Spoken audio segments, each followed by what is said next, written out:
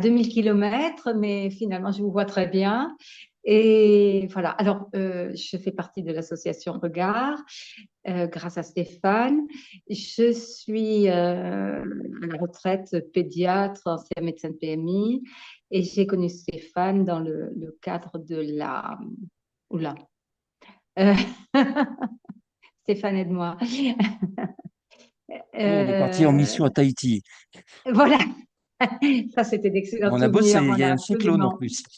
Voilà, voilà. Et je suis avec grand plaisir les activités de regard, tout en étant pas très productive, mais enfin, je suis très heureuse de pouvoir réfléchir à des problèmes que j'ai rencontrés aussi dans ma pratique. Voilà. Merci beaucoup.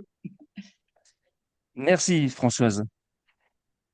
Vincent, Vincent, bon, ben, bonjour. Bonjour. Voilà, pas vous me le voyez. pas le fort, pas le fort. D'accord, ok. Alors, je vais parler plus fort. Je connais Stéphane en tant que parent d'élève. Il y a déjà pas mal de temps de ça. Mais comme on habite dans le même quartier, on est voisins. De temps en temps, on se croise. On s'est beaucoup croisés pendant le Covid. On a pas mal refait le monde dans l'heure de sortie. Donc ça, c'était assez marrant. J'ai longtemps bossé comme journaliste médical, donc je connais de la santé. Maintenant, j'ai une toute petite activité d'hypnothérapeute, donc quand même, voilà. Et que dire d'autre? Voilà, des activités de regard. Voilà, c'est la première fois en fait que je viens à une réunion de regard. Et mais je suis content d'y être.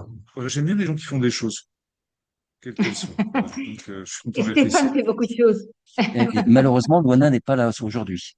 Je m'attendais à voir. Bah oui, oui, mais je sais que t'es venu pour elle. Nos filles étaient très copines. Ouais. Moi, c'est Jacqueline Leroy, donc Françoise me connaît. Stéphane Oui, aussi. Je te revois avec grand plaisir.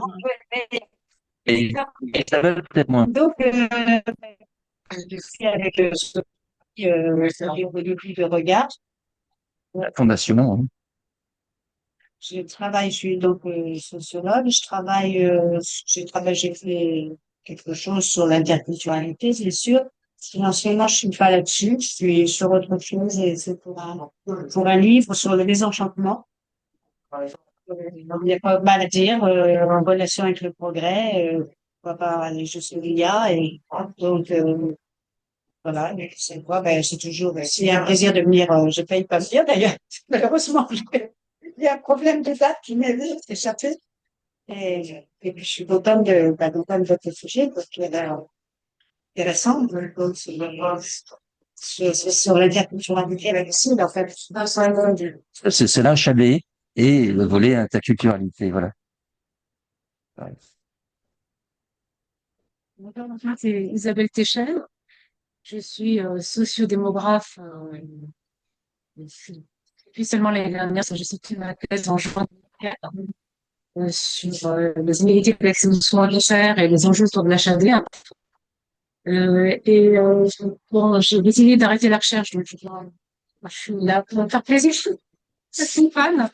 Et là, je travaille plutôt comme chef de projet donc sur un programme qui est financé par l'ENR pour développer les formations continue, alternance euh, au sein des universités Paris-Nanterre et Paris 8. Donc, c'est comme ça, je fais Stéphane. Et après, on travaille sur les Je vais venir dans l'actualité. relations santé activité. Voilà, donc c'est vrai que j'ai choisi de prendre du recul sur la recherche académique pour retourner de mon premier amour qui est plus le cinéma anthropologique, le documentaire, et travailler sur deux sujets classiques. Et j'ai quoi? Après, va travailler sur une thèse et Voilà. Je- bon, moi, j'ai pas une très bonne expérience du monde académique, mais j'ai trouvé Oui, t'es pas la seule. T'es pas la seule. temps. Donc, je vais faire enfin Mais sur le monde académique. Jacqueline et Étienne ont aussi eu des expériences. C'est que j'entendais ça, c'est vrai que je dis, oh là là. Non, non, mais ça va jouer un toi. euh, non, je remercie beaucoup Isabelle d'être là.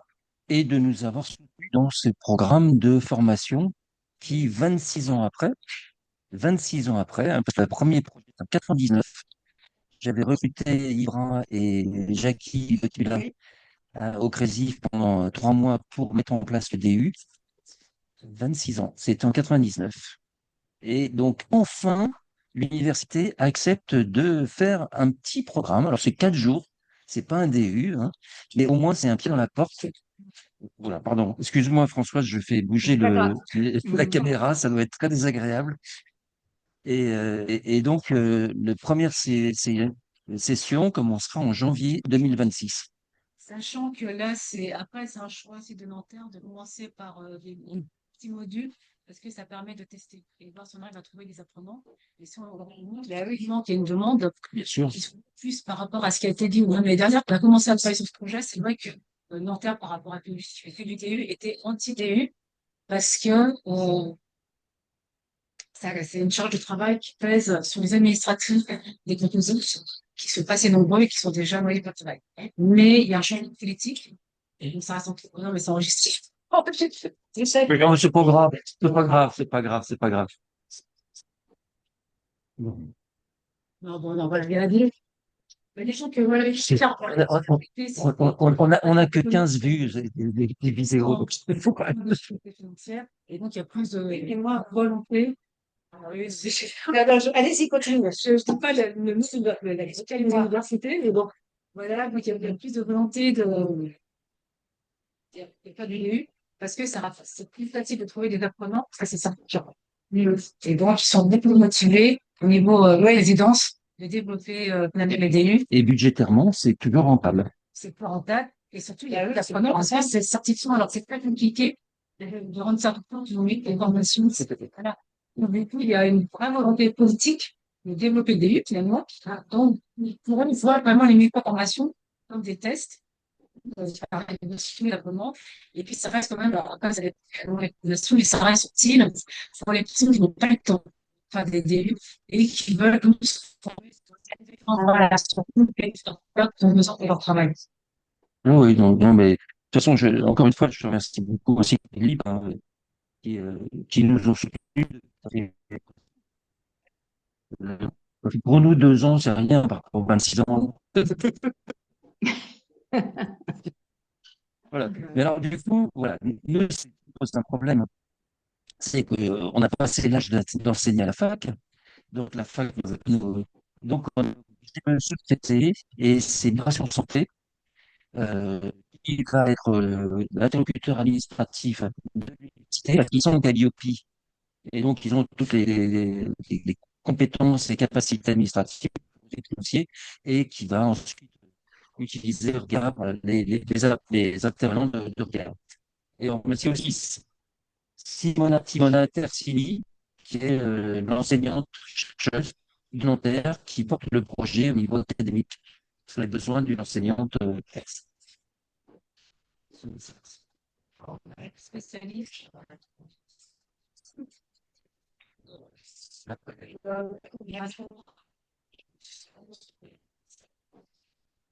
C'est quoi? Changer personne. On avait c'est vraiment j'ai trouvé quelqu'un qui oh, merci. Bon. Donc, ça intervient dans la formation Ibra. Je suis Véronique Lorcada. En plus, le mois de 6 mois. Voilà. Voilà. C'est vraiment l'association Ibra est invitaneuse. Une demi-journée. Oui. Et il y a Marie-Laure qui a une journée et moi aussi. Le thème Les la formation. âge de la vie et migration. D'accord. De la naissance ou à la vieillesse. Naissance, grossesse, etc. Chaque étape enfance et handicap. Non, anthropologique. En anthropologique, comment les institutions, c'est comme le métier aussi de regard, c'est comment les institutions gèrent l'interculturalité chez les usagers dont ils ont la charge. Que ce soit l'hôpital, la justice, le social, l'éducatif, etc. Françoise, donc, je suis allé à Bruxelles au mois de mars. Vous vous souvenez, chez l'Institut des jeunes sourds, des enfants sourds, pour animer une journée sur prise en compte de l'interculturalité dans justement cette problématique de l'enfant handicapé et particulièrement de la surdité. Et ça s'est très, très bien passé. Et ensuite, je vais à Lyon. Alors là, c'est plus olé olé parce que c'est la métropole de Lyon qui veut faire une journée avec tout son personnel PMI, et autres, parce que la métropole a les compétences départementales sur l'interculturalité. Te dire, ça y est, c'est décidé pour l'enfant. Ah, d'accord. Donc, il y aura une cérémonie d'hommage à Étienne qui aura lieu le lundi 13 octobre. Que je vais avec mes deux enfants. Là-bas, Oui, c'est bien. je suis hébergée. Et puis, voilà. Et Ibra aussi, il va là-bas? Ibra, alors, on revient avec lui parce qu'il y sera déjà depuis le mois de septembre. Il est déjà tout le mois d'octobre. D'accord. Et on reprend le même avion pour rentrer le lundi soir. Comme ça, c'est bien marché. Très bien. Et donc, tout le fond documentaire est arrivé là-bas. Tout le fond documentaire est arrivé. Donc, j'ai pas eu vraiment l'IFO en direct, mais bon, c'est Ibra qui est un intermédiaire entre moi et là, c'est bien. C'est bien, ils ont enregistré normalement lundi et nous, on arrive vendredi. Le lundi matin, il y aurait la cérémonie et on passerait le D'accord.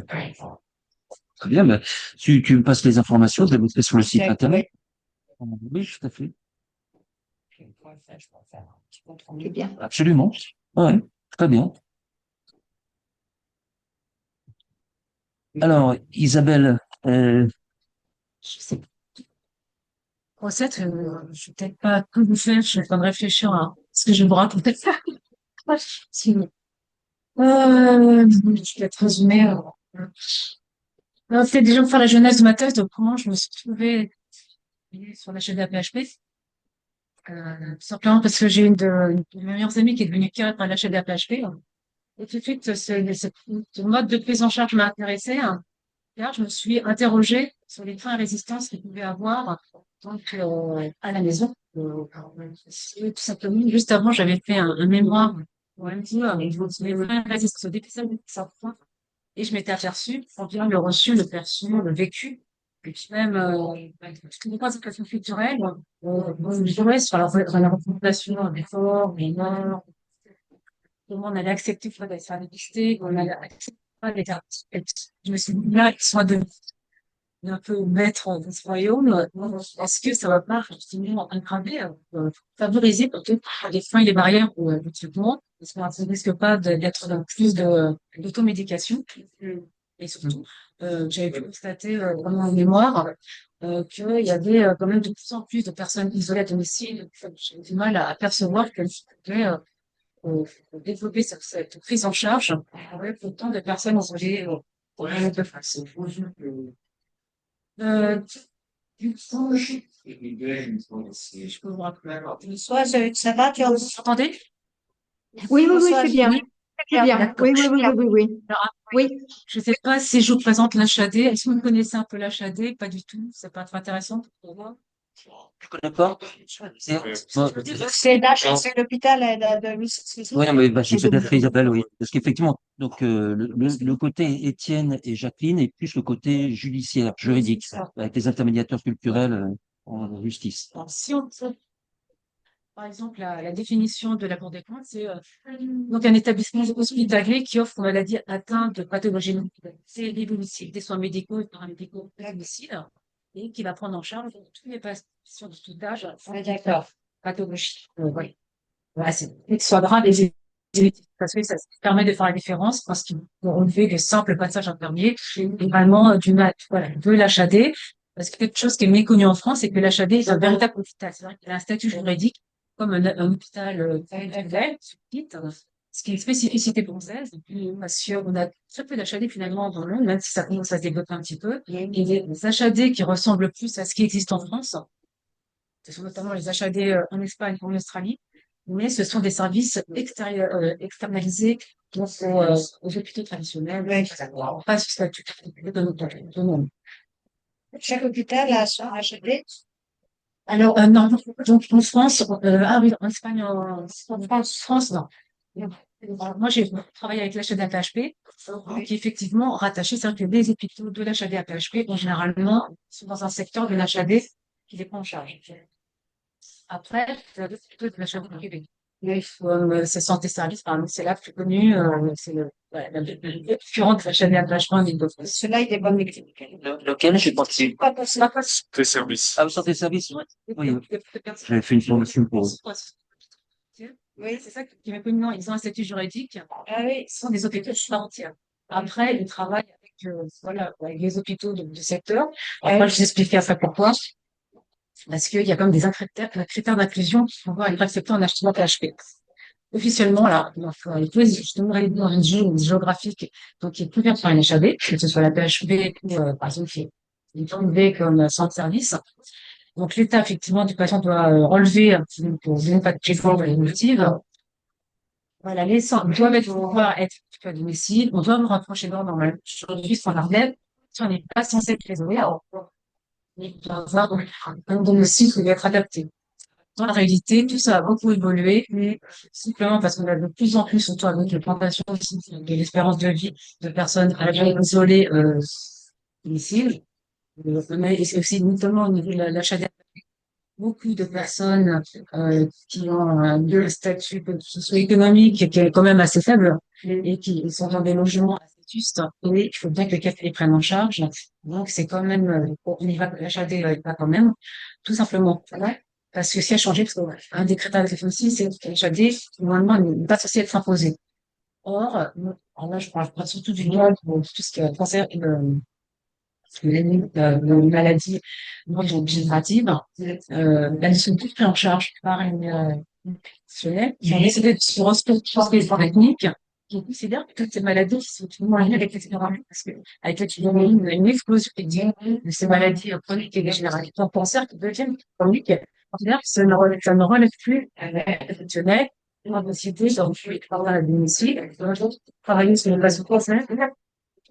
L'HAD est devenu une étape obligatoire du parcours en soins. Une fois qu'on a fait une chimiothérapie qui ne pouvait pas se faire à domicile, on a pu opérer, on doit, c'est une méthode additionnelle et à l'aide domicile. Donc, peu importe, voilà, on peut se des rôles pour organiser l'HAD, que ce soit une sécurité pour le patient, et c'est pas un problème pour l'HAD. Je peux avec le décor, on oblige d'accepter des patients qui pourront ne pas avoir une relance idéale pour faire l'HAD à domicile. Voilà, la petite histoire. Après, là, je vais peut-être maintenant, Niveau, le niveau économique, c'est intéressant d'avoir des RLM. Est-ce que c'est le SHU, donc, à la base, oui, c'est essentiel aussi parce que c'est vrai qu'il y a pour des raisons économiques, de plus en plus, dans les hôpitaux traditionnels, des livres, on peut faire des économies. Et bon, moi, quand je fais l'état de l'art, sur l'ensemble international, parce qu'il y a une même problématique à Lyon, même si l'HAD a un statut juridique, il n'y a rien qui prouve que l'HAD a PHP, enfin, l'HAD est plus, oui, plus, les économies sont tout ce qui est hôtellerie, de faire en charge. Voilà, c'est à ce niveau-là qu'il y a des économies. Alors, pour moi, le reste, c'est pas forcément, c'est pas très prouvant. Est-ce que c'est pas non plus impacté par toutes les politiques de zone à faible émission pour le transport des soignants? Parce qu'on a le gros problème à Paris en particulier, des médecins généralistes qui font plus de visites parce que c'est impossible de se garer, c'est impossible de... Compte, ça impacte la prise en charge HAD, le fait qu'on connaît cette problématique de généraliste. Ouais. Parce que, après, pas trop lié avec les généralistes parce que c'est vraiment des pathologies qui normalement, c'est-à-dire que si c'est des points de HAD, c'est ce qui est gardé sur site. Donc, c'est vraiment des pathologies lourdes, c'est-à-dire le médecin généraliste, il y a une clinique qui se déplace à domicile. Et qu'il n'y a pas de problème pour circuler et pour se garer. Ils sont dans leur voiture HAD. Oui, justement. Oui, Non, non, dans notre quartier, c'est complètement, c'est devenu un peu ça. après, à quoi c'est vraiment très compliqué. Je peux pas poser de problème, c'est le problème. Peut-être que c'est bien les transports, tout ça, mais le plan voiture, je sais pas, ça n'empêche pas le tout, quoi. Par contre, honnêtement, là où ça a des impacts, c'est que c'est plus un problème de confort des patients, parce que voilà, il y a une tournée qui est mise en place. demande de patients, par exemple, on leur annonce qu'on va passer pendant la matinée, on peut pas leur donner une heure. Oui, c'est ça, voilà, ils sont obligés. C'est surtout aussi un manque de confort aussi pour la famille, les proches aidants Oui, qui ça. sont trop bloqués à domicile dans la tête. Oui, oui, Le bien sûr. passage du fameux de fond et ça, c'est un truc qui doit se ressortir d'ailleurs. C'est un inconvénient de la chaleur, et c'est ce problème De disponibilité permanente. le fait qu'on soit tellement bloqué à domicile en attendant le passage à l'armée. C'est pas empêché de l'expliquer par effectivement des problèmes de circulation. Surtout avec le plafond d'avant, qui a plus long que ce qui était prévu et on peut plus une heure fixe. Donc, pour un passage à faire D'accord. plus à ce niveau-là. Ça représente combien de personnes sont en HAD en France? Alors, nous, alors, En ordre de grandeur. ça dépend. C'est difficile parce que ça prend beaucoup. C'est censé être sur un temps court. Oui. Donc, par exemple, moi, quand je fais ma recherche, ils étaient à peu près 5000, mais ça tournait après. Moi, La ville de 5000 pour la HAD. c'était en 2019, par exemple. Ouais. Oui. Et oui, il y avait à peu près entre 3 000 et 5 000, mais ça tourne tout le temps, en fait. Oui, bien sûr. Voilà. Mais Alors, par contre, moi, par rapport à patients plus cancer et palliatif, c'est les plus gros, c'est 10 700. C'est l'active, Sur toute la France. non, non, Ah non, Paris, un CHP. D'accord, oui. Ok. Ouais, Île-de-France, ok. Ouais. c'est très proche, je pourrais voir le tout. Non, mais c'est pour avoir un ordre de grandeur, pour situer le volume d'activité. Des fois, je les ai quelque part. C'est vrai que je peux penser à l'écran parce que j'étais plus. C'est Non, non, mais c'est juste. Si c'est de l'intérêt, je pourrais vous l'envoyer parce que j'ai les chiffres, mais là, je pourrais peut-être. Enfin, c'est pas l'ordre de grandeur, hein. C'est plusieurs milliers, quoi. C'est plusieurs milliers. Voilà. Oui. Donc, Ça explose de c'est un plus en très, très plus. gros hôpital. Ils sont plutôt mal parce que ils sont pas les. Eux aussi, il manque de personnel soignant. C'est une réelle comme nous. C'est pas du tout compliqué. Donc, ils sont de plus en plus obligés de faire appel aux infirmiers de ville, de venir s'allier. Et surtout, c'est plus difficile. Et c'est vraiment le challenge de l'HAD en général. Pas fait la PHP sur lequel j'ai travaillé, c'est de trouver des personnes pour faire les soins de nursing. Surtout les soins de nursing lourds. Parce que, voilà, c'est, comme l'HAD, normalement, on ne peut pas se faire, et si, parle du principe que c'est le proche aidant qui va prendre en charge ces soins de nursing, notamment quand il y aura le passage inférieur de l'observe de vie, elle fera le passage, c'est bien s'occuper de la personne. Et donc, il parle du principe que ça va être la famille. Et la famille ne sait pas toucher. Ne sait pas faire, on a peur de faire. Et je dis, il y a de plus en plus de personnes âgées isolées. Qui va faire les soins de nursing? Pas les infirmières libres, elles le font plus. Elles refusent de le faire. Les auxiliaires de vie n'a pas les masses. Et on trouve maintenant ne sont pas formés. C'est vrai, parce que c'est des personnes très souvent, et ça c'est une autre problématique, mais d'origine immigrée, qui ont pas de travail, qui se forment rapidement, enfin, soyez dans la structure de vie, mais alors, avec des âges, c'est pas quelque chose bien. Elle ne peut pas prendre en charge des appareils. Non, non, tout à fait. C'est très compliqué. C'est ça, exactement. Et puis, il faut apprendre à manipuler un patient très grande autonomie. Et c'est des choses qui est en temps normal. C'est pour ça que j'étais partie voir la définition, aller voir une mission des infirmières qui relève une unité d'infirmière, mais qu'elles ne veulent plus faire parce que ça prend trop de temps et c'est pas rentable par rapport à leur mission. Et puis, j'ai peur que j'ai des manipulations. Voilà. Après, je vais peut-être vous parler plus du côté interculturalité. Donc déjà l'interculturalité des auxiliaires de vie. Pas du tout, j'ai pas du tout. Moi, j'ai travaillé, on le verra tout à l'heure. On le verra tout à l'heure. Oui. Parce que Ouais. là, alors, c'est vraiment qu'un volet, parce que l'objectif de ma recherche, c'était vraiment de réfléchir aux inégalités d'accès aux soins, de voir finalement si, en fonction du niveau socio-économique, notamment, et de la situation familiale, il y a des inégalités de chance et des risques de simplement de dégradation de la santé par l'HAD. Et je veux voir aussi le côté plus interculturalité, si les représentations culturelles jouaient également les barrières du soir. C'était un peu plus, ça m'intéressait, puis parce que j'avais observé ça sur mon mémoire sur les résistances à la mammographie. Mhm. rapidement, je vais vous dire juste un peu, peut-être, méthode. Voilà, donc, alors, je suis en méthode mixte, où j'ai fait une enquête quantitative et qualitative. Alors, pour la qualitative, donc, j'ai fait 52 entretiens semi-directifs réalisés auprès de, alors, les 28 professionnels de la santé, 12 patients physiquement. Qualitative, donc voilà, il y avait 440 patients, et sur la qualitative, il y avait 9. Et le terrain, c'est uniquement donc les départements couverts par l'HAV-PHP. C'est pour ça que j'ai eu la chance de HPTP qui m'ont ouvert leurs portes, travailler en collaboration avec moi. Donc, il y avait les Hauts-de-Seine, Saint-Denis, Val-de-Marne et Paris. Et donc, j'ai été questionner des patients qui faisaient chimiothérapie à domicile, qui étaient sous chimiothérapie, et également des patients cancer qui avaient pas de violence palliative. Voilà. T'as dit 1740 patients? C'est énorme. C'est énorme. Énorme. Voilà, c'est la pile active. Bon, après, voilà, non, la présentation, c'est ça, c'est pour. Dans les faits, il faut réaliser qu'il n'y a pas que les personnes, les séjours au monde facieux, on ne peut pas imaginer.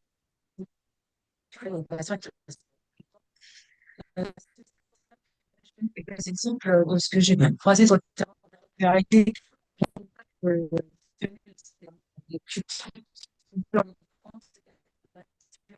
je me dépends forcément de l'aspect active et voilà, au moment où je le fais, il n'y avait pas toutes les cultures, notamment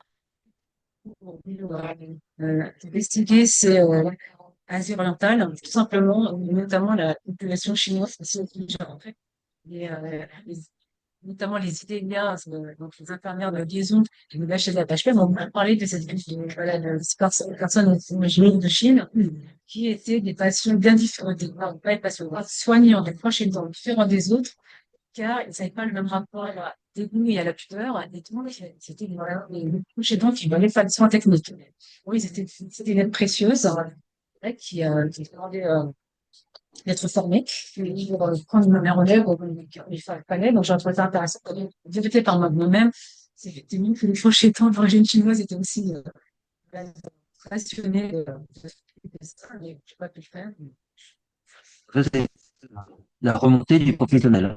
Ça, c'est voilà, c'est vraiment une professionnelle. Pour ça, je trouve intéressant d'aller vérifier ce rapport, finalement, la Chine de l'Asie orientale, sur ce rapport. C'est très étonnant parce que la remontée en maternité est inverse. La population chinoise observe une cadence post-partum. Certaines femmes ne se lèvent pas pendant 15 jours, donc au grand dam de toutes les sages-femmes, etc., qui ne s'occupent pas de l'enfant. Et c'est la grand-mère qui vient de Chine pour qu'on cherche l'enfant. Quand c'est pas le père, qui s'en occupe, mais la maman ne s'en occupe pas. Et donc, théorie de l'attachement précoce, enfin tout ça, zéro. Et donc, les professionnels ont exactement le discours inverse. C'est pas la même Il n'y a chose. pas la différence entre genre, enfin, entre filles et Non, non. garçons. Enfin, si, c'est plutôt féminin, mais si la grand-mère peut pas se déplacer, c'est le papa qui va s'en occuper. Non, alors que là, c'est plus, là, c'est un peu différent parce que là, c'est plus pour les enfants qui vont être prêts à aller pour apprendre des choses, des petites techniques pour s'occuper des personnes âgées. Est-ce qu'il y a pas une différence parce que s'occuper des parents âgés, parce qu'il y a c'est à la société, comme tu sais, il y a quand même un rapport différent avec comment on traite les personnes âgées et je sais pas. C'est intéressant, ce sera Ouais, c'est aussi à nuancer, ça. On voit aussi en Asie des personnes âgées toutes isolées, que les enfants laissent tomber. Oui. Mais ça, c'est parce que Non, mais c'est c'est une peut-être question de plutôt la une... culture, voilà, comme ça, Oui. modernisme, traditionnel qui sont. En tout cas, un truc perso, mon père est décédé, mon père est très âgé là, et je considère ce petit enfant. Mais 4 frères et sœurs, chacun a des enfants. Il se trouve qu'une de mes sœurs est mariée avec un Indien, un doux pur jus.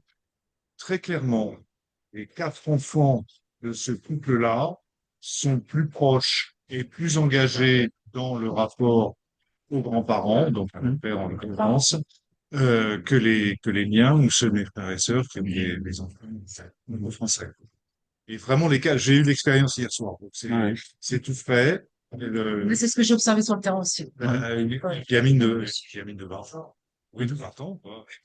Une gamine qui s'occupe de mon père, mais je vais téléphoner hier soir pour lui dire Si j'ai besoin d'un truc, c'est à moi de le faire, en fait.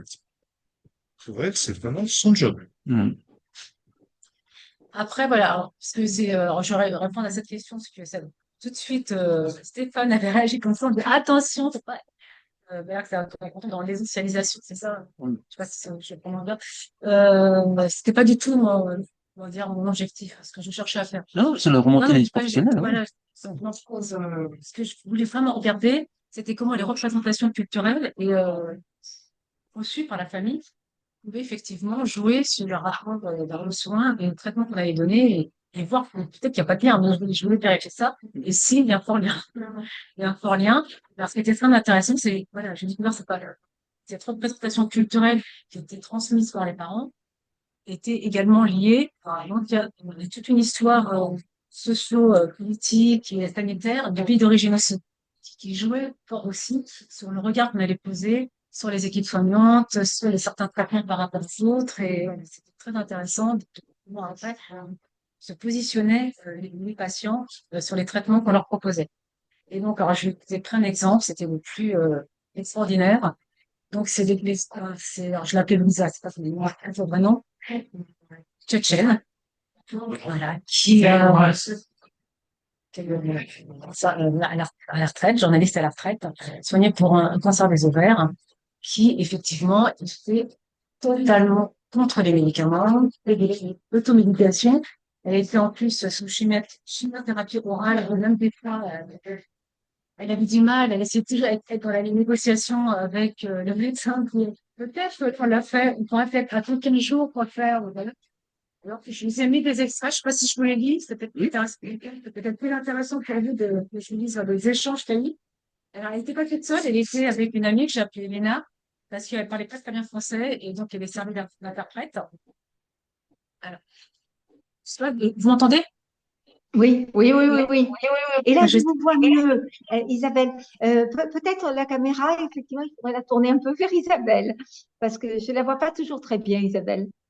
Voilà. Voilà. Ça Merci, va mieux comme merci. ça? Oui, oui, là, Alors, c'est parfait.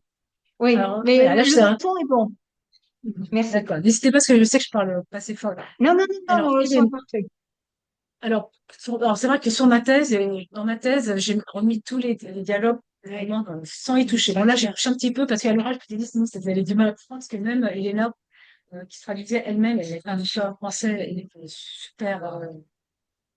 Voilà. Alors, Elena, j'ai de la peine à expliquer beaucoup de choses avec les médicaments parce qu'elle refuse de prendre tout ce qu'ils ont prescrit. On a beaucoup travaillé avec X pour lui expliquer que là, il faut prendre. Alors là, c'est moi. Et que je n'arrive à les prendre ou il y a encore des refus.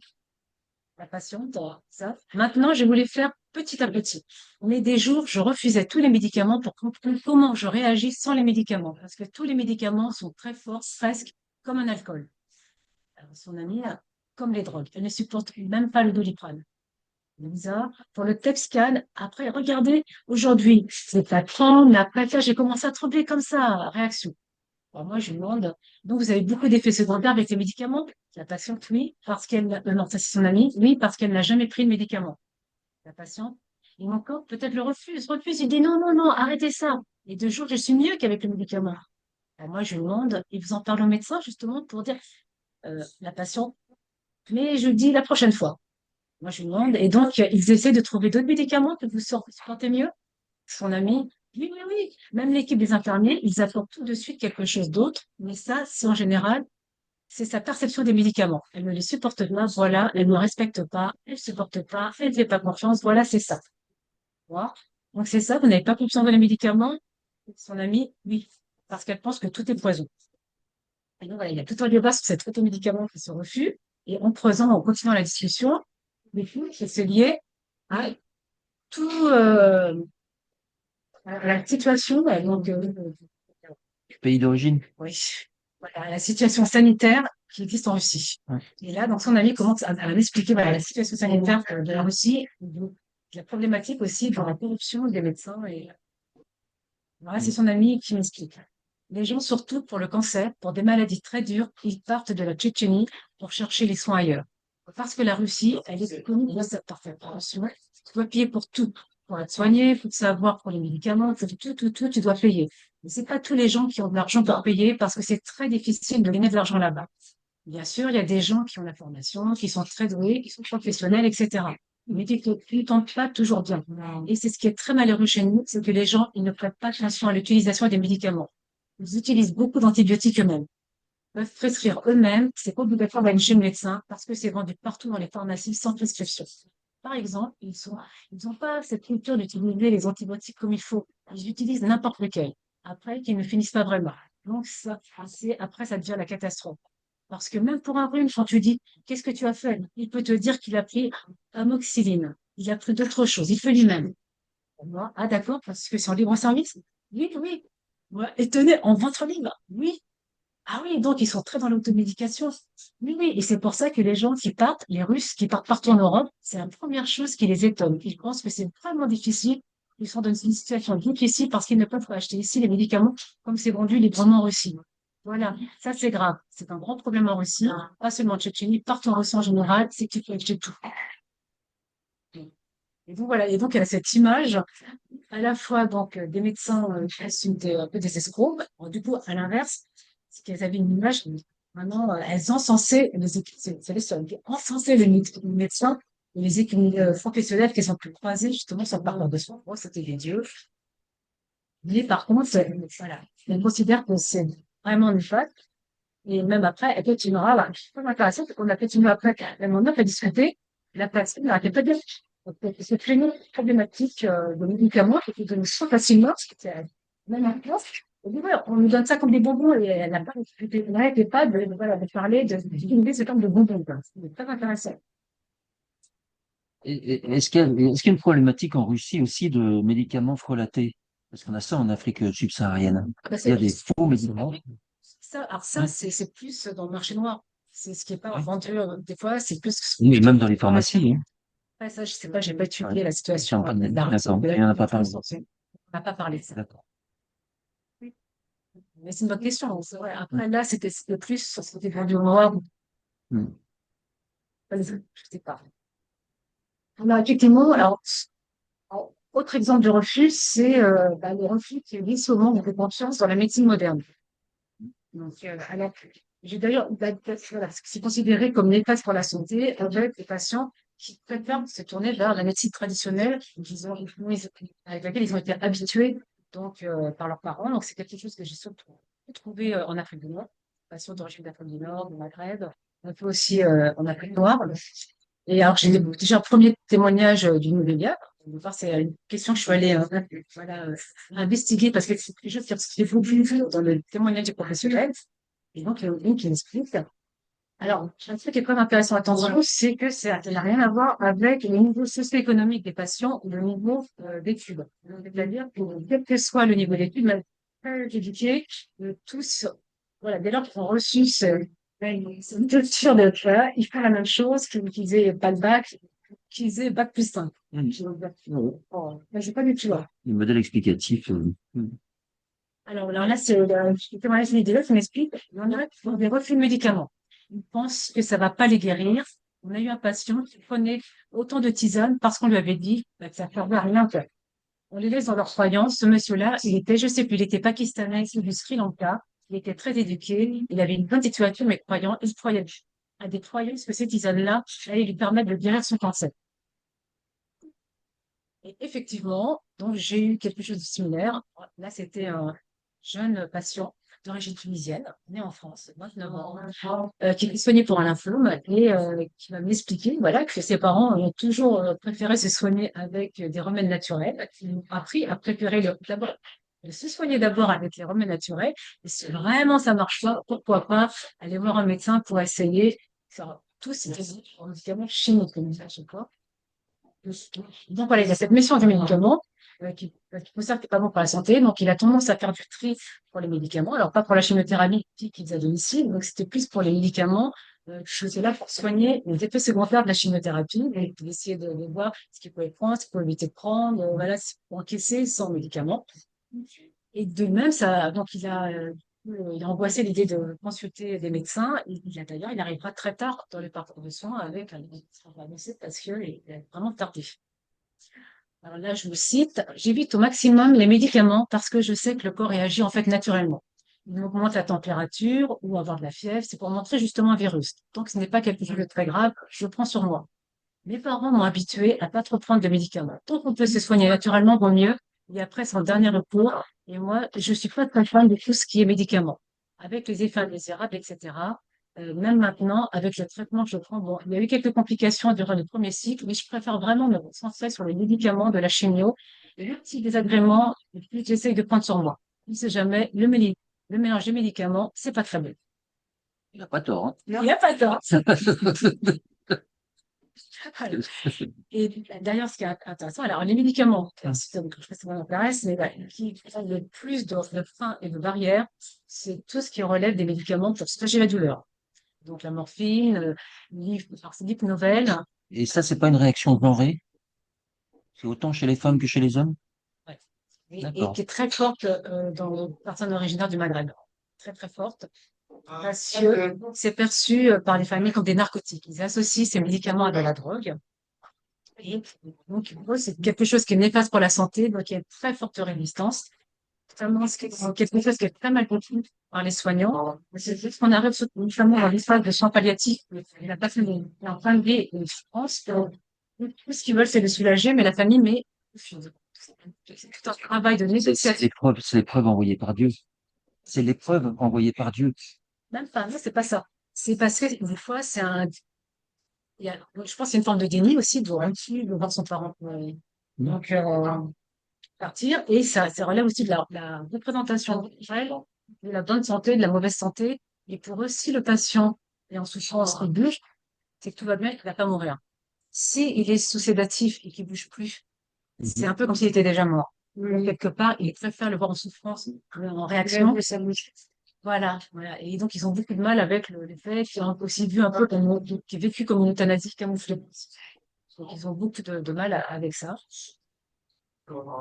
À l'inverse, vous avez justement un peu de cette perception, c'est quoi, cette représentation culturelle de ce qui serait la bonne santé, quoi, de ce qui permettrait d'aider le patient à aller mieux. Vous avez des excès de soins de la famille qui peut mettre le patient en souffrance. Notamment, alors, de deux premiers soins, la représentation plutôt à la qui ressort le plus, c'est le bien manger et le déplacement du patient. Le bien manger passe par du principe que si le patient mange beaucoup et bien, ça va le guérir. Donc, ce qui fait que quand on arrive à une période, surtout, pareil, très souvent, c'est dans les périodes de passage en soins palliatifs, il faut diminuer l'alimentation, voire parfois l'arrêter. C'est pas du tout, ça traumatise la famille, considère, avec l'idée que s'il mange pas, il va mourir. Ouais, mais quand l'appétit va, tout va, hein. Exactement. Il y a cette représentation culturelle. C'est fait peur, même. Ouais. Voilà. Et à l'inverse, et donc, la deuxième représentation la plus problématique, c'est le déplacement du patient. Parce que s'il reste tout le temps dans son lit, c'est pas bon pour la santé. Il faut que les patients bougent. Donc, ils veulent absolument le faire bouger, Mobilisé, hein. le mettre, faire la mise au fauteuil, dans le fauteuil. Alors que des fois, ça met les patients en souffrance. Oui, oui. Alors là, j'ai l'exemple d'une soignante qui m'expliquait tout bêtement, quand les aides-soignants disent, non, je vais pas le mettre au fauteuil, c'est aussi, ah oui, mais si vous ne le levez pas, ça va pas aller, il faut pas qu'il reste au lit. Mais nous, on voit bien que le patient lui-même, il est épuisé, mais pour les grands, non, non, si il reste au lit, c'est qu'il est très malade, il faut qu'il soit mis au fauteuil. Et ça, j'ai eu plein de témoignages comme ça, c'est la représentation, voilà. Peut-être que si tu restes dans ton lit, tu vas mourir. C'est la fin, oui, c'est la fin. C'est la fin. C'est voilà. Voilà. Un rejet qui m'a surpris parce que c'est vrai que donc il y a bon, c'est quelque chose qui est très paradoxal. C'est lorsqu'on interviewe les patients, notamment le PHP, une des inégalités qui était le plus dénoncée, c'était l'accès aux soins oncologiques de support. Je ne sais pas si vous connaissez les soins oncologiques de support, c'est Perruques et les choses comme ça. oui, c'est pas là où ça peut être le psychiatre, les soins de kinésithérapie qui ont un gros prise en charge en HAD, parce que même des sursites au manque de kinésithérapie. Et un peu cet accès aux soins de kinésithérapie, c'est là qu'on a le plus de dégradation en HAD. Parce que je veux te dire, mais c'est vrai que pour tester, effectivement, si ça pouvait jouer dans son état de santé, donc j'ai mesuré, quand j'ai regardé l'évolution de l'indice de Karnowski, prenant uniquement les patients qui étaient sortis de maladie active, regardant leur indice en rentrant, leur indice en sortant, pour voir s'il y avait une évolution. Et effectivement, j'ai croisé avec le département de domiciliation qui était croisé avec le niveau socioculturel. On s'aperçoit effectivement que les points les plus pauvres et les plus touchés par la désertification médicale et notamment la désertification en termes de chimiothérapie étaient ceux qui avaient la plus grosse chute proche, comment dire, l'état de santé comme des barrières de caractère. Dégradation Ouais. la plus rapide. Et ça a été confirmé après, quand j'ai été sur le terrain, on a rencontré effectivement des patients qui, cet état de perdu d'autonomie, l'indice s'est aggravé, qui ne trouvaient pas de soins de kinésithérapie. Donc j'ai un jeune homme qui est venu aussi Tunisie, qui voilà qui s'était blessé, qui avait un cancer du côlon et qui à la base était peintre dans le bâtiment, était dans le bâtiment et quand il est arrivé en HAD, il arrivait encore à se déplacer avec un déambulateur. Moi, quand je suis venue l'interviewer, il était alité, il ne pouvait plus se déplacer tout seul. D'ailleurs, je suis rentrée toute seule dans l'appartement et parce que je sonnais personne venait, je l'ai appelé, il m'a dit ah, pour rentrer, je vais plus bouger. Voilà, et c'est en 2 mois, il a vraiment perdu en autonomie. Vas-y, pas de soins kinésithérapie. Mais pourtant, il y a malgré tout, j'ai pu découvrir par les patients il y avait comme des rejets de certains SOS, notamment de tout ce qui relève de la psychothérapie, parce que pour certaines cultures, tout ce qui c'est pas reconnu comme un problème de santé. C'est-à-dire que tout ce qui relève de l'âme, de la dépression, ça n'existe pas pour eux. Donc, quand on leur parle de psychologue, il serait que des fois, même pour les proches aidants, qui vont pas bien parce qu'ils sont épuisés, pour eux, ça n'a pas de sens. Ça, par rapport à leur orientation culturelle, pour eux, ça ne veut rien dire. Et donc, ils vont refuser. Ils vont refuser si il y a besoin pour le patient, ils vont refuser aussi pour le patient. Parce que pour eux, c'est la médecine occidentale qui a ni queue ni tête, quoi. C'est De la médecine occidentale, pour eux, qui n'a ni queue ni tête. et que l'ITEP, Pour eux, ouais. la dépression, c'est quelque chose qui n'existe pas. Ouais. Pardon? Non, je fais un jeu de mots sur J'ai dit qu'il était borderline. Alors, il y a, je profite à Tunis, ma femme est d'origine tunisienne, et il y a une, entre guillemets, explosion, alors que le truc a été marqué sur le couvercle pendant des années, les femmes, les hommes, les enfants, enfin, c'est les mektoubs de toute façon, vers le couvercle. Il y a, depuis peu, maison en maison, une véritable explosion des psychologues plus ou moins diplômés, plus ou moins formés qui s'installent. Euh, des consultations. Alors les gens, ils vont à 10 heures du soir, hein, en arrivant par l'impasse de derrière, sauf qu'ils y vont tous. Ils y vont tous. Et last but not least, j'ai fait récemment une formation de PNL. Eh bien, il y a un centre de PNL qui s'est installé à Tunis et qui apparemment marche, parce que les gens s'inscrivent pour aller faire des formations, marche carrément mieux que le centre parisien qui est en déficit. Et à Tunis, marche incroyablement. Parce que voilà, c'est juste que là, C'est lié à la situation politique, parce que ça va pas très bien en Tunisie en ce non, ça moment. va pas très bien, non? Ouais. Et puis, pas mal de conneries. Ouais. Pas mal de conneries. Je sais pas si la situation peut, non. Surtout que ça fait des siècles qu'on a mis un énorme couvercle sur cette égaudière et que maintenant il y a un peu d'ouverture qui se produit et les gens, en fait, se trouvent que c'est juste incroyable. Même pas si les psys sont compétents ou pas compétents, mais le simple fait de pouvoir être élevé Oui. sans être sans mouvement derrière, Mhm. c'est une nouveauté déjà plus, quoi. Et un confort, et apparemment, ça fait vraiment 2 ans que le truc, à Tunis. Oui, Mais la pas, population urbaine. mais pas dans le sud tunisien, hein. Mais quand même. Quand même, oui, non, bien sûr. Non. De toute façon, il y a des évolutions dans toutes les capitales, hein. Dakar aussi, Ouais. ça va très très vite, ça va très très vite. Mais je pense que le lien avec la situation politique est quand même C'est doit exister possible. parce que le couvert, tu dis qu'il se lève, mais moi Ouais, enfin, ça ce que dépend. je lis, Ouais. plutôt la pression est de plus en plus forte, hein, à Tunis. Ils ont cru qu'il allait y avoir une révolution, et puis, Ouais. C'est que mon Moncef Marzouki, c'est un collègue. ouais. On a travaillé à Créteil ensemble. Et il est venu, quand il était président de la Tunisie, il est venu à Créteil nous dire bonjour, avec tireur d'élite et tout, partout sur l'hôpital. C'était chic, ça a été quelque chose. C'était un Ouais. gros moment. J'ai gardé le film, là, parce que c'était un très beau moment. Et il est venu, quand il était réfugié en France, et ils ont travaillé ensemble. Ouais. Moi, je voulais peut-être rajouter une question que je me suis posée au niveau de l'interculturalité, pour la prise des médicaments. Est-ce que on voit, parce que le souci, il y a un retour médecine naturelle, est-ce que finalement, ça, on peut considérer évidemment la tradition, mais en même temps, il y a un dosage à faire. Enfin, je veux dire que ça, c'est fort, mais on a aussi ça en France. Ah oui, bien sûr.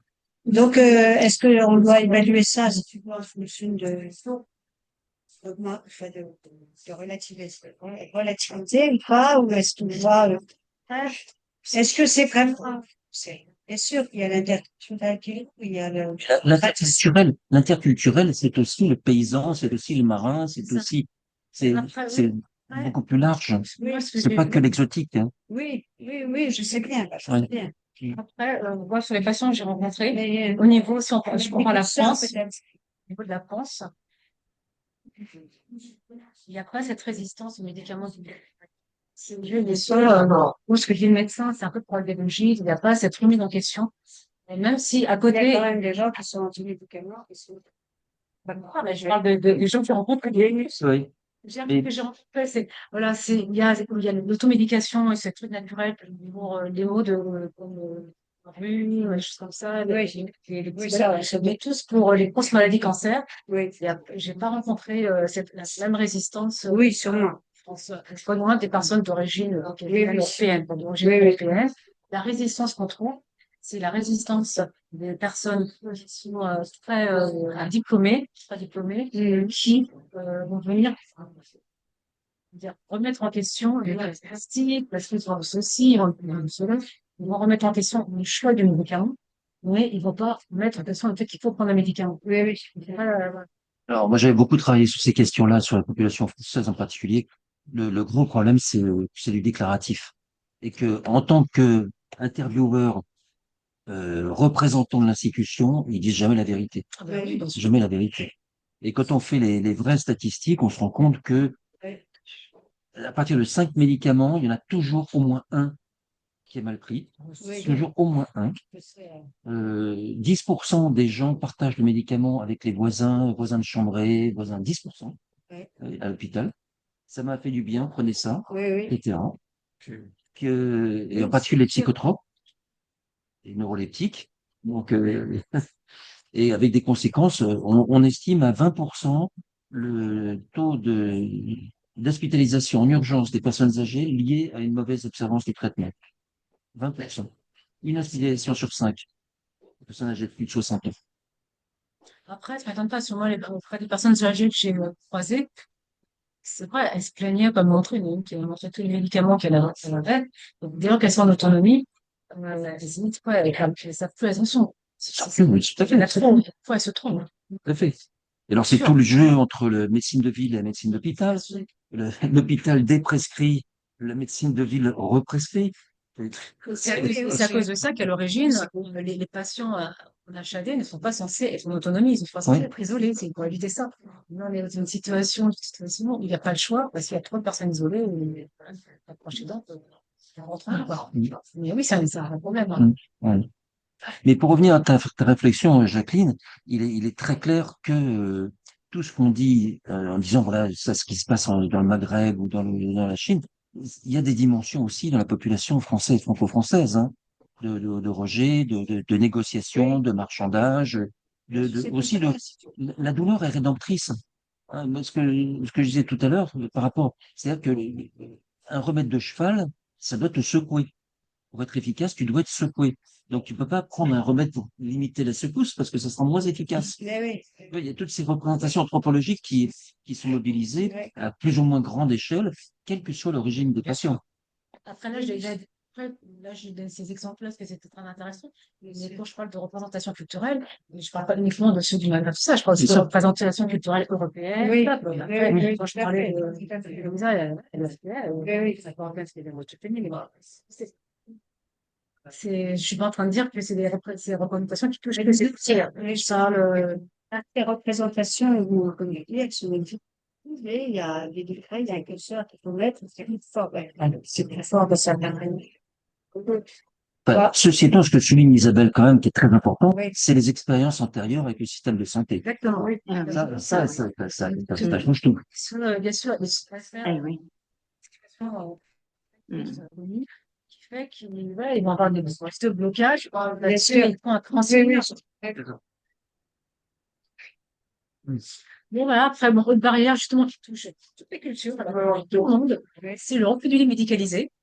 Symbolise l'hôpital et de toute façon, le fait qu'on amène un lit à l'hôpital chez eux, c'est signe que la santé va du mal, c'est une dégradation, il y aura des associations précédentes à leurs proches, c'est mal vécu, même si, voilà. Et puis il y a le déni de la maladie aussi, et notamment dans le déni des familles qui, du coup, vont se lancer dans l'acharnement thérapeutique parce qu'ils ne captent pas. Et c'est tout l'enjeu, d'ailleurs, notamment, alors là, je parle vraiment du parcours cancer, lorsqu'on est face à des personnes qui sont dans un parcours curatif et qu'il va falloir arrêter les curatifs pour passer uniquement au palliatif. C'est toute une négociation et une préparation de la famille à faire qui est très difficile. Pour la famille elle-même, déjà. Oui, mais je parle de la famille. Pour Oui, la c'est famille, ça. non, je parle de la famille parce que effectivement, ça veut dire qu'il faut accepter que ça va être la fin et c'est très compliqué. Alors, pour conclure, bon, la seule chose que je dirais, c'est que là, la problématique pour les personnels soignants, c'est finalement d'être capable de faire la différence entre eux, qui relève effectivement de représentations culturelles pour venir entraîner des freins et barrières et puis essayer de voir comment on peut négocier avec la famille pour les rassurer, pour leur faire accepter quelque chose qui a été décidé par le corps médical comme bénéfique pour le patient. Et ce qui ne relève pas forcément de ça, mais qui relève un peu des préjugés raciaux que peuvent avoir donc les soignants qui vont du coup se mettre à stigmatiser donc certains patients parce qu'ils vont s'imaginer que certaines barrières sont liées à la religion, à la représentation culturelle et ça va les crisper alors que c'est pas du tout le cas. Et voilà, c'est pas si facile. Alors l'exemple que j'ai rencontré le plus sur le terrain, c'est la problématique de la pudeur et d'accepter ou pas la toilette par un homme pour les femmes. Donc, pour une jeune femme d'origine européenne, euh, tout de suite, les personnels soignants, de toute façon, va mettre une femme, on ne va même pas se poser la question.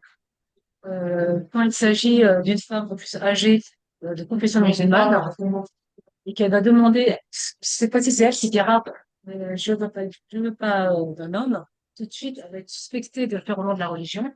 Donc, ça va crisper les équipes qui va dire, elle nous casse les pieds, elle serait la conditionnelle, presque en existe. Donc, la tolérance. Alors, juste, vous faites pas musulmane, de confession musulmane, c'est pas par rapport à la religion, elles sont tout simplement publiques. Elles ne veulent pas qu'un homme fasse sa toilette. Donc, voilà, c'est la dangerosité aussi. Réfléchir sur la représentation culturelle, la religieuse. Parce que, effectivement, c'est facilement tourner vers Tout à fait, tout à fait. les stigmates, Mais les préjugés raciaux. lesquels, en fait, sont aussi des outils de protection de leur psychisme aux soignants. C'est-à-dire qu'ils se protègent eux-mêmes. Ils se protègent eux-mêmes ce rejet par le recours à ce type de raisonnement. Parce que c'était plus facile aussi de dire on nous casse les pieds, on va accepter ça parce que c'est la règle, mais plutôt que de réfléchir à comment trouver des outils de négociation. C'est pas facile. C'est pas facile, c'est beaucoup plus difficile quand il y a beaucoup de proches aidants et que les proches aidants ne sont pas d'accord. C'est-à-dire qu'on va trouver une négociation avec l'un, mais l'autre n'est pas d'accord avec cette négociation. Donc, c'est des négociations familiales qui sont très lourdes, surtout que dans certaines familles, je trouve, dans l'âge. Certaines cultures qui sont plus proches de grands parents, c'est-à-dire qu'il y a beaucoup plus de proches aidants parce qu'ils sont plus présents donc, dans les familles d'origine européenne. Et donc, c'était plus ces personnes qui négocier parce que plus des personnes qui ne sont pas forcément d'accord avec les autres. Et donc, ça peut être compliqué aussi pour les équipes. J'imagine aussi que la pression, évidemment, il y a toujours un manque de personnel. Réfléchir, il faut pas réfléchir, il faut être efficace. Ça doit jouer aussi pas mal. Ça dépend pourquoi. On fait pas avoir le temps de réfléchir. Maintenant, comme il y a tout le monde plus personnel, le plus simple, c'est de mettre des protocoles. Et puis voilà, on s'adapte, on suit ou on suit pas. Enfin bon, c'est une réflexion. Moi, je l'ai pas senti comme ça, c'est pas venu comme ça. Mais là, au niveau de la pression, quand il s'agit de négocier, c'était plus un sentiment de mal-être les soignants, notamment les infirmières, qui ont l'impression justement de ne pas être en mesure de soulager le patient. C'est ça qui a fait mal. Et c'est pour ça que cette problématique de manque de soignants, parce que c'est pas qu'ils font les protocoles. De toute façon, les protocoles sont faits par une équipe interdisciplinaire en hôpital traditionnel. Donc, le HAD ne fait qu'appliquer un protocole de soins qui est fait en amont, bien avant que la personne arrive en HAD. Donc, non, ça met vraiment les soignants en souffrance, parce que le public, du coup, ne pas être efficace, on n'est pas bonne dans notre travail, on n'arrive pas à faire notre travail qui est soigné, soulagé, et c'est ça qui est très mal. Jean-Michel. Oui, et qui engendre tous les réflexes justement de mise à l'écart, de distanciation, etc., de protection du psychisme. Ouais. Mais Ça, protocole, là, je pense pas protocole de soins, je pense que c'est protocole exceptionnel dans lequel c'est terme d'infirmière. Il n'y a pas de protocole, hein. Ben, c'est pas vraiment le protocole qui fait, en fait, là. C'est pas l'efficacité. Je sais pas si c'est vrai que j'ai pas trouvé ça, non, non, parce que il n'y en a pas une qui agit pareil. La seule chose, La seule chose où je vois qu'il y en a qui mettent des défenses, ils m'ont expliqué effectivement, elle avait choisi de mettre comme défense pour se protéger, c'était plus par rapport au décès du patient. Voilà. Parce c'est la que, question que je voulais te poser. Voilà. parce Comment c'est... qu'on est à domicile, on crée des liens qui ne sont pas les mêmes dans l'hôpital traditionnel, on crée des liens avec la famille qui ne sont pas les mêmes que lorsqu'on est sur site, et donc il y a un attachement affectif qui est beaucoup plus fort, et il faut savoir se protéger. Oui, oui, bien sûr. Tellement quand le patient décède, et il y en a qui arrivent, il y en a des fois c'est plus difficile, donc ils n'hésitent pas à faire part du moment de coupure pour essayer de se retrouver. Donc c'est plus ça qui est. Il y en a qui vont par contre refuser pour essayer de ne pas rentrer trop dans l'affectif et se protéger de ça parce qu'ils ont peur après de problématiques. C'est comment se gère justement le décès vu du côté médical et vu du côté familial? Est-ce que J'ai eu plusieurs côtés médicaux, c'est toujours difficile, même parce qu'il y a un lien qui s'est fait. Donc, très souvent, ils prennent sur eux aussi la souffrance de la famille, donc c'est pas facile. Voilà, il y a un attachement. Donc, il y en a je parle au niveau technique. alors, ça dépend de la pathologie. Normalement, c'est quelque chose qui est apparent pas mal. Hein. Voilà mon nom.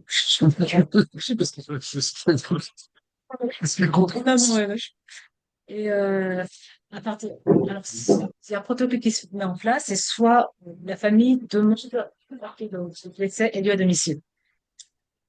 Ça ne marche quasiment jamais. Pourquoi?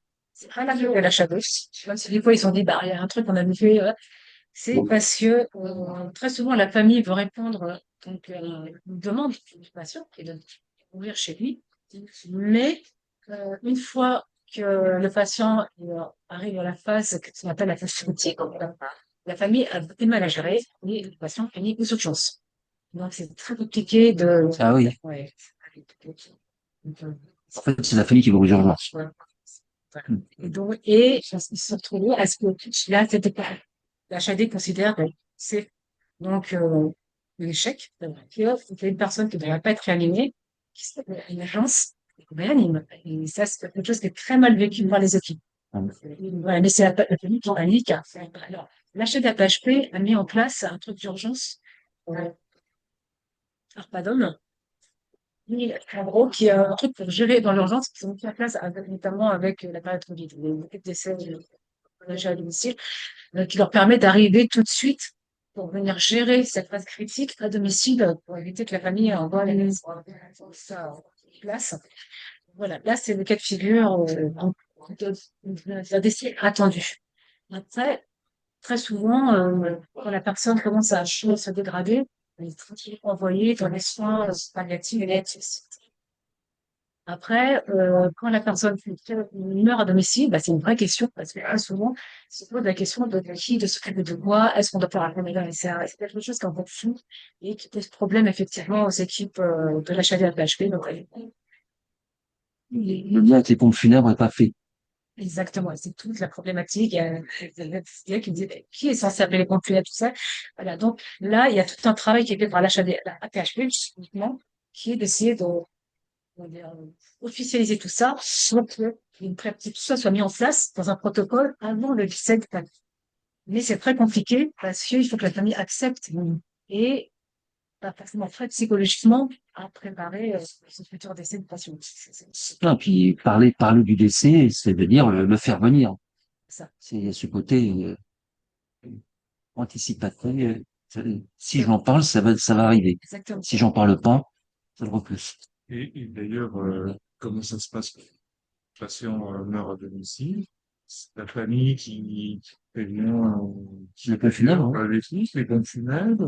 D'accord. Je ne sais même pas d'ailleurs qui peut prévenir. Et dans ces cas-là, tu paniques, tu regardes sur l'annuaire, tu peux, Après, c'est que chez la PHP, ils Tu appellent. préviens la mairie? T'as signé? Non, C'est quoi? ils sont en achat de la ça, c'est la PHP, pompe ils funèbre appellent qui la Ah ouais. ça. les pompes funèbres, elles sont- C'est les pompes funèbres qui gèrent ça. Parce qu'on a les moyens, ouais. Après, la mairie, oui, il y a la mairie de Paris qui fait des pompes funèbres pas chères. Ah, ça, moi, j'ai appris, C'est les mercinages. moi, j'ai appris dernièrement qu'on pouvait se faire aider par la sécurité sociale. Donc, que c'était très méconnu, mais que la sécurité sociale fait une partie de vos pompes funèbres. Ah oui, Ah, donc, moi, c'était méconnu, que après, c'est un peu pas négocier quelque chose, parce que c'est toujours, ouais, c'est ça, ouais, je les charge par la sécurité sociale. Ouais. et dans ces circonstances-là, tu penses pas trop, quoi. Ouais, mais Euh, encore faut-il un interlocuteur? Ouais. T'es seul, t'es seul face au ouais, c'est ça. C'est un corps, quoi. Enfin, je sais. Oui, c'est ça. Ouais. Bah, et la police judiciaire qui vient constater, signer, sceller le cercueil. Ouais. Oui. Ah, c'est mal. Ah oui, oui. S'il y a un- Non, non, non, non. Ah non, systématiquement. C'est systématique. Systématiquement, involontairement, elle vérifie que c'est bien le bon corps qui est dans le bon cercueil. Mm, Et mm. met un scellé. Systématiquement. Oui. Au cas où tu voudrais faire disparaître. Ouais, belle mère. Belle mère. L'officier de police judiciaire. Ça les occupe pas beaucoup comme boulot, hein. Ouais. Françoise, est-ce que tu as des questions? D'abord, merci beaucoup Isabelle. J'ai trouvé que c'était passionnant, vraiment passionnant, parce que tu as abordé beaucoup de problèmes euh, qui, qui sont très larges. Stéphane, tu as bien su recadrer aussi dans un cadre plus général. Merci beaucoup, c'était passionnant. Pour ce qui est du décès, il y a aussi obligatoirement un certificat médical par un médecin, même quand ça se passe à domicile, pour dire que c'est un décès naturel et faire le certificat de décès Oui. avant l'intervention des pompes funèbres, hein. Enfin bon, c'est pas très gai tout ça. Enfin bon. Oui, alors justement, là, est-ce que tu as été confronté à des problématiques? Qui va faire le certificat de décès? Quel médecin? Est-ce que c'est le médecin de HAD ou c'est un autre médecin? Ça, maintenant, c'est le médecin de l'HAD. Pendant longtemps, Ah voilà. le médecin de Pas l'HAD le prénom. n'avait pas de statut, il pouvait pas de statut de prescripteur, tu sais, il pouvait pas faire. Mais avec la pénurie de médecins généralistes, ça c'est depuis 2010, le médecin qu'on appelle le médecin coordinateur est devenu en droit de prescription et il peut le faire. Voilà. Après, normalement, en temps normal, les patients qui rentrent en HAD sont censés être suivis par leur médecin généraliste. Donc, on leur demande de prévenir un médecin généraliste quand ils rentrent chez eux. S'ils n'ont pas de médecin généraliste, on leur demande d'en trouver un. Au niveau de la réalité qu'on connaît, Oui. on se retrouve. Moi, j'avais les Non médecins. seulement ça, Isabelle, mais par expérience personnelle, le généraliste, généralement, quand ça commence à être grave, il se débine. Oui. Il est bien là, il est toujours là pour faire l'aspirine, les petits bobos, mais dès qu'il y a le mot cancer, dès qu'il y a le mot un peu, oh là là, non, bah écoutez, je n'ai pas le temps, malheureusement, C'est pour ça qu'on se retrouve avec des médecins coordinateurs de l'HAD qui ont en charge entre 100, 150 de patients. Alors, c'est délirant. c'est délire. Voilà. Bon, là, ils ont réussi à recruter la nouvelle génération parce qu'ils avaient du mal à recruter. J'espère qu'il va y avoir un peu plus de médecins en HAD parce que c'est des charges énormes pour les médecins de l'HAD, quoi. Mais c'est eux, du coup, qui font le cas. Mm. D'accord. Je voulais dire aussi Et que j'ai. Oui. Excuse-moi. Oui, je vas-y, voulais vas-y, dire aussi Françoise, on que t'écoute. j'ai été être très sensible à la façon, Isabelle, dont tu as Oui. pu traduire aussi la souffrance des soignants quand même. Je n'ai pas entendu. Pardon. Tu as bien exprimé la souffrance des soignants dans ce Oui. cadre-là, de l'HAD. Et on se dit, comment sont-ils aidés? Moi, je comprends comment? Comment peuvent-ils être aidés là-dedans? Oui, Comment alors sont-ils ils ont, soutenus? alors Parce qu'on voit généralement, bien que les protocoles, eux, ils sont seuls au domicile. Voilà. alors ils essayent de se soutenir mutuellement lors des transmissions, parce qu'il y a toujours les transmissions, après les retours, quand ils ont fait le tour des patients à midi. Donc les transmissions, enfin, quand il y a des soucis, ils peuvent en parler. Alors bien sûr, il y a des psychologues qui sont là pour ça, mais elles sont trop nombreuses. C'est aussi pour ça qu'ils essayent, ils refusent de faire que comment dire, des personnels soignants aient toujours le même parcours et soient dédiés à des patients. Toujours qu'effectivement, on puisse soupler si on est sur une tournée où il y a beaucoup de patients lourds, on puisse, la semaine d'après, 15 jours après, avoir des patients plus légers et puis ça peut être toujours les mêmes. Il y a des trucs qui soient difficiles à gérer. C'est comme ça qu'ils font. Mais oui, ils manquent des fois de soutien. Pour ça qu'on les invite aussi à ne pas hésiter à dire qu'ils n'en peuvent plus pour le sujet de patients, pour des breaks. Mais c'est vrai, c'est quelque chose dont j'ai beaucoup discuté avec eux parce que notamment, en plus, moi, j'ai commencé mon terrain en étant plein Covid. Et donc, c'était des problématiques aussi qui étaient très, très compliquées pour les équipes. Et elles-mêmes se plaignaient effectivement du manque de support psychologique et vraiment, pour moi, se supportent les uns les autres, ils s'aident, ils s'entraident, voilà, pendant ces transmissions, au moment, effectivement, un peu comme une thérapie de groupe, on peut comme ça échanger et s'entraider. Mais ouais, il Merci. manque vraiment de support, c'est clair. Il manque de plus en plus de patients parce que très souvent, l'HAD, des fois, refuse des dossiers parce qu'on n'a pas assez de personnel soignant, ça va être ingérable, mais on en fait leur avis et puis ils passent au-dessus d'eux, au-dessus des cadres et tout pour les forcer à prendre des patients parce que les hôpitaux veulent les sortir, il faut absolument les sortir. Ils se retrouvent avec des charges de travail qui sont très compliqués, des patients très compliqués, isolés, pas possible d'accès tout ça. Donc c'est pas une sinecure de travailler à la chaîne hyper. Non, non, non. Quelle que soit la HAD d'ailleurs, hein, santé Oui, oui, service, j'ai j'imagine. appris. Ouais. Peut-être qu'ils ont plus de moyens parce que c'est privé. Je sais pas. Je sais Pour ça, pas, je préfère ouais. parler de la PHP que je connais. Oui, bien sûr, bien sûr. Bon, moi, je les ai eus en formation et je crois qu'ils ont les C'est mêmes pareil. problématiques. Oui, oui, mêmes problématiques. Bon, la question que je voulais te poser aussi, c'est comment est-ce que les aidants sont soutenus? Alors, c'est très intéressant. J'ai participé à une journée d'études là-dessus avec l'HDA-PHP, justement, parce qu'ils ont même fait une recherche, c'est toute une question sur, effectivement, les aidants. Alors, une des choses qui est mise en place, c'est ce qu'on appelle les hospitalisations de relais, ce qui leur permet, voilà, pendant un moment, quand ils voient que la famille n'en peut plus, voilà, ils remettent le patient, ils retrouvent un endroit pour 2, 3 jours pour qu'il retourne à l'hôpital, que la famille souffre. Mais après, ils sont en train de réfléchir là-dessus, sur comment effectivement être, soutenir un peu plus les aidants là, parce qu'effectivement, les aidants sont épuisés. Et il y a des études qui montrent qu'ils perdent en espérance de vie et qu'ils ont une espérance de vie moins longue que là. Ouais. C'est ça. Que les hein. Tout à fait, il y a des études. Oui, oui, C'est pas oui, oui. investigué. À la base, si j'ai continué ma recherche, je vais travailler là-dessus. J'ai laissé tomber. C'est plus aller dans les pays voilà, qui étudient cette question. Oui, il y a une vraie problématique. Moi, j'ai rencontré une assistante sociale à l'achat de la PHP qui m'a beaucoup raconté son expérience de proche aidante. Elle-même a fait mon livre juste après parce qu'elle était. euh, voilà, la problématique. Alors, pourquoi il y a cette problématique? C'est parce que quand on s'occupe du patient malade, on s'oublie. Et on ne s'aperçoit pas que soi-même, on a des symptômes de quelque chose qui ne va pas. Et on peut après arriver dans des protocoles de soins trop tardivement parce qu'on s'est oublié. Bon, il y a la problématique aussi de l'augmentation des espérance de vie et que très souvent, les aidants sont déjà à un certain âge, ont déjà eux-mêmes des pathologies, sont en super forme quand ils deviennent proches aidants. Donc, ça joue aussi, bien sûr, sur leur santé. Et il y a tout aussi une question financière aussi. Parce que moi, j'ai beaucoup quand même travaillé sur les inégalités d'accès aux soins de chance.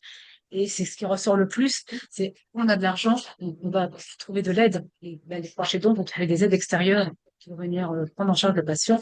On a pas d'argent. Oui. Il y a bien sûr, il y a des dossiers, il y a la PA, il y a plein de choses pour venir aider, mais c'est des dossiers qui sont longs à mettre en place. Et des fois, ça ne suffit pas. Parce qu'il suffit en plus que le patient soit le principal celui qui a porté l'argent de la famille. Donc, il y a une paupérisation du foyer qui est compliqué aussi à gérer. Donc, tout ça fait que c'est beaucoup, effectivement, sur la santé et le moral des proches aidants. Et malheureusement, moi, qui m'inquiétait, c'était un peu la conclusion de ma thèse, c'est que on est face à une volonté politique, parce que effectivement, avec l'augmentation de l'espérance de vie, on se retrouve avec des personnes ce qu'on appelle maintenant le cinquième âge. On va peut-être parler du sixième âge. C'est qu'avant, on avait le quatrième âge, des personnes âgées en bonne santé, qui en plus, c'était encore tout allait bien économiquement, donc ils pouvaient profiter de leur retraite, c'était trop génial. Et puis, ça apportait de la richesse. Mais de plus en plus, on parle de ce cinquième âge, c'est des personnes, effectivement, qui vieillissent en mauvaise santé, dont il faut s'occuper, qui perdent en autonomie. Et donc, la question, c'est qui va s'en occuper alors qu'on manque de place, on manque de soignants. Donc, la réponse des politiques, c'est la famille. Tout le monde n'a pas une famille. La famille n'a pas forcément envie et je suis épuisée. Oui, c'est quelque chose que je trouve assez inquiétant voilà, de dire que au lieu de trouver des solutions peut-être autres, comme augmenter, je sais pas, revaloriser les métiers du soin, ou je sais pas, on nous explique, par exemple, on refuse tout ce qui est maladie chronique et dégénérative aux familles, et puis la bien, va prendre ça en charge. Parce que quelque part, il y a cette idée en plus que c'est normal, il y a une solidarité qui est innée, il y a un devoir d'amour qui fait que ça coule de source et qui veut venir s'occuper de leurs proches. Bon, moi, j'ai rencontré pas mal de patients, patientes qui étaient censés avoir des proches aidants, mais qui ne voulaient pas. Certains en plus se mettre proches aidants parce que ça aide la personne à sortir plus vite, à rentrer chez elle, mais quand ils découvrent ce que c'est être proche aidant, voilà, j'avais pas signé pour ça. Que voilà, ils ont mis en signature, mais c'est pas vrai, mais c'est vrai. Oui, je pense qu'on va avoir une vraie question économie de santé publique. Mais elle est pas nouvelle, hein. Moi, j'avais fait pour l'INPES une revue de la littérature il y a 15 ans, en 2010, sur la question de la souffrance des aidants, justement. Et non, ce qu'on disait tout à l'heure, hein, que l'aidant meurt avant l'aider. À cause de la recherche clinique, hein. Amie qui soigne qu'on va voir son père, elle a la hanche déboîtée parce que elle a souvent En plus, il y a ça aussi, le oui, fait de pas être formé, de pas savoir comment se protéger, oui, les bons gestes. Ouais. ben oui, et est-ce que au niveau des tensions, il y a des tensions justement avec le personnel soignant et les proches aidants? Est-ce qu'il y a, il y a des tensions entre les deux? Est-ce que vous faites du culturel? Vous avez déjà montré quelques exemples. Il y a deux formes de tensions qui se font. Euh, c'est les tensions, notamment dans les familles où, au contraire, les proches aidants ont toujours été présents. Et ce sont notamment dans les couples. Oui, Voilà, avec l'épouse qui s'est toujours occupée de son mari. oui, Quand l'achat arrive, et oui, c'est, on va pas forcément accepter que le soignant vienne prendre son oui, chose. Donc, il y a toute une renégociation de la place de chacun, de comment on met en place. Voilà. Donc ça, c'est les tensions qui existent. Et en plus, la proche aidant a une façon de faire. Elle est habituée à s'occuper de son mari ou de son parent de cette façon, voilà. oui, oui, Et elle n'a pas forcément accepté la manière un peu plus professionnelle du professionnel. Donc, elle ne sait pas quoi faire. Il y a ça. L'autre tension, c'est plus dans les tensions, bah, quand je disais, où c'est dans les familles très nombreuses, où les enfants sont pas d'accord entre eux. Donc, il y a des tensions qui se créent. Bah, oui, ouais, c'est plus à ce niveau-là qu'il y a des tensions. Et après, les autres tensions qui peuvent exister aussi, c'est tout simplement ceux qui n'ont pas de l'HAB-PHP et qui ne comprennent pas pourquoi on leur a imposé l'HAB-PHP. Parce qu'il y a aussi des fois un training, je sais pas, parce qu'on leur explique que l'HAB-PHP, c'est l'hôpital, on rentre chez soi, mais c'est un hôpital avec des règles, des soignants qui peuvent venir rentrer chez nous. Il y a des gens qui ne savent pas. Si pour eux, dès lors qu'on rentre chez soi, c'est qu'on va mieux. Donc, il n'y a pas besoin d'hôpital. Parce que si j'avais besoin d'hôpital, je pourrais rester à l'hôpital. Si on ramène chez moi, c'est que je vais bien. Donc, vous me cassez les pieds. Donc, c'est un peu ça. Et donc, il y a des exemples de ce qu'on a fait, même qui sont même maltraitants pour les soignants. On considère qui sont, tiens, ils se rendent chez moi, ils sont sales. Donc, avec des proches aidants, par exemple, qui plastifiaient tout.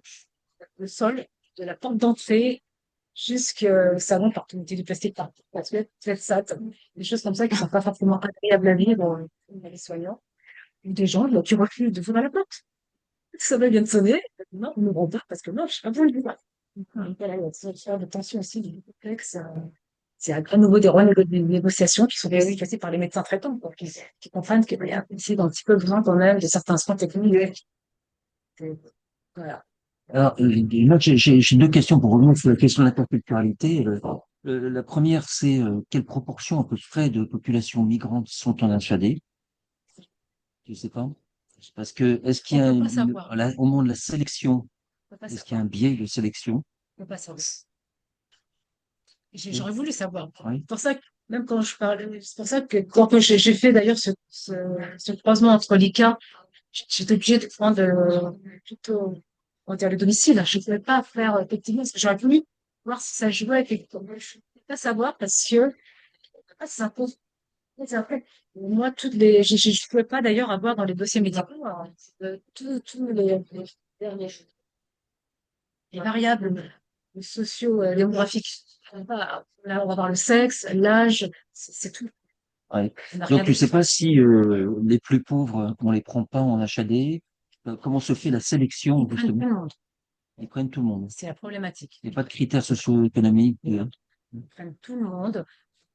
J'ai des témoignages de soignants qui me racontaient des situations terribles dans lesquelles ils étaient obligés de soigner les personnes. J'ai pas l'eau courante, il y a des casseurs partout, franchement, ils sont complètement délabrés, c'est une catastrophe. Et c'est un Idélia qui me disait, mais Isabelle, si on les prend pas, qui va les prendre? De toute façon, il faut les prendre. Il n'y a pas le choix, ils doivent sortir de l'hôpital. Ouais. Enfin, je vois dans les foyers de travailleurs migrants, par exemple, qui sont maintenant des foyers de retraite, hein, de retraite, les infirmières ne viennent plus. Je dis, Ah bah, là, à Manoukian, je sais pas, non, non. peut-être les secteurs. Les foyers de Vitry, ils venaient pas, hein. Ils venaient pas. Ah ben après, je sais pas quel achat des deux. Parce qu'ils viennent dans les résidences sociales, mais pas dans les foyers. Moi, je sais qu'ils sont allés dans les foyers, parce que moi, j'ai rencontré, d'ailleurs, il y a un autre élève qui me racontait d'ailleurs ses expériences dans les foyers, tout ça. Ils y vont, l'achat des PHP. Après, ça dépend peut-être les secteurs. Ça dépend aussi de quel secteur et s'il y a des soignants. Mais moi, je sais que les équipes que j'ai rencontrées y allaient. Ils m'ont raconté d'ailleurs tout ce qu'ils ont mal vécu. Bah, oui, oui. D'ailleurs, mais bon, des fois, je trouvais ça relevait, c'est une certaine préjugé, de peur, parce que, Non, enfin, ceci étant, oui, la HAD dans une chambre de 9 mètres carrés où tu as 3 personnes. oui, ils m'ont raconté ça. Problème de facture d'électricité, c'est tout les Oui, tout le matériel, etc. Ouais. On avait 3 foyers avec 5000 personnes. C'est dans quel département? Val-de-Marne, à Vitry, hein. Qu'est-ce que ça paye dans le cas où demain, on paye leur facture d'électricité grâce à cause du matériel? C'est inclus dans le loyer. Ah oui, C'est inclus dans le loyer. Ça coûte Donc ça, c'était ma première question. La deuxième question, c'est que les équipes soignantes, elles, sont plutôt culturellement homogènes. Ça dépend les secteurs. Mm. Ça dépend les secteurs. Il y a des secteurs où je suis allée, notamment, si je suis allée, l'HAD, le Mourier, qui est rattaché le Mourier, tout ça, c'était tout culturel. Voilà, ça dépend les HAD, mais il y a de tout. Comment là, ces professionnels gérés? Ça se passe très bien. J'ai pas rencontré ce que tu as rencontré, les trucs que tu m'as raconté. Non, au contraire, c'est une plus-value pour l'HAD à PHP parce qu'ils parlent la langue des patients. Et donc, du coup, ça leur permet d'avoir des personnes, et c'est mieux, c'est-à-dire qu'ils arrivent à mieux se faire comprendre parce que le problème de la langue est les grosses souffrances des soignants qui disent que des fois, on n'arrive pas à bien comprendre la souffrance de ce qui se passe là et on a l'impression de mal faire son soin parce qu'on a mal le patient, donc c'est quelque chose qui est très stressant. Voilà. Et donc, ils sont contents justement d'avoir des collègues qui parlent la langue du vache parce que c'est une grande aide. Ça aide. Mm. Et j'ai pas rencontré. Après, ça m'étonne pas, hein, mais c'est vrai que j'ai pas rencontré ce cas de figure. Non, parce que les auxiliaires de vie, là, quand je les avais en formation, que ce soit à Vitry d'ailleurs, ou avec les transmetteurs, et Xavier Magnoli qui avait mis en place un programme de formation des auxiliaires de vie. C'est très bien, financé par des mécènes, et puis évidemment les mécènes se sont retirés, donc et financés. Les auxiliaires de vie sont majoritairement d'origine subsaharienne. Vraiment, majoritairement, c'est vraiment ça. Elle disait, et ça a été répété à plusieurs sessions, que elle faisait le tri des patients chez qui elles acceptaient d'aller. Et elle regardait d'abord les patronymes. C'était un patronyme africain, elles n'y allaient pas. Elles n'y allaient pas parce que c'était immédiatement la reproduction du système de domination et qu'elle quittait le côté professionnel de l'auxiliaire de vie pour devenir la petite bonne. Soumise. Ouais. Donc, elles allaient chez les autres parce qu'elles pouvaient assumer la professionnalité. La PHP, c'est un peu différent. Parce que je pensais surtout aux infirmiers et infirmières. Parce que, en termes d'auxiliaire de vie à la PHP, pendant que j'étais sur le terrain, les auxiliaires de vie, il y a plus d'hommes. C'est à la PHP. C'est la problématique que actuelle d'ailleurs. Du coup, ils ont même plus d'hommes que de femmes. Ah oui. Et donc, il y a moins cette problématique. C'est beaucoup plus mixte. Il y a pas tant de plus d'hommes. Mais là, je parle vraiment du cas de la PHP. Ça change, ça change. Et voilà, il y a beaucoup, C'est des hommes, ouais, il y a beaucoup d'hommes. ouais. Il y a beaucoup d'hommes. Et donc, c'est plutôt des hommes qui s'occupent de son profil, justement, parce que ça marche mieux, parce qu'il y a plus de caractère C'est ça, absolument. Ils savent résister. voilà, pratiquement, des hommes. Mais elle me disait qu'elles avaient peur de se faire ensorceler. Et puis côtoyer la mort, justement, ça a à voir avec les sorcelleries, ça a à voir donc on est vulnérable. Le personnel lui-même est vulnérable. Est-ce que ça c'est géré par la hiérarchie, par les cadres, cette question d'interculturalité pas de ça. Non, non, parce que moi, je sais que justement, quand on a fait la journée sur le travail autour de la vie de Shadow, il y a quelque chose, c'est ressorti pour ça que j'ai été intéressée par ta formation. C'est que les parfaits soignants se demandaient de la formation comme ça. Parce qu'ils savent pas, justement, ils sont coincés, notamment dans la négociation. C'est quelque chose qui est beaucoup précieux. Ils savent pas comment y répondre. Ils se sentent démunis. Ouais, ils se rendent compte que c'est vraiment une représentation culturelle qui fait blocage. Ils savent pas comment ils sont de la formation là-dessus. Eh ben, faut qu'ils viennent à Nanterre.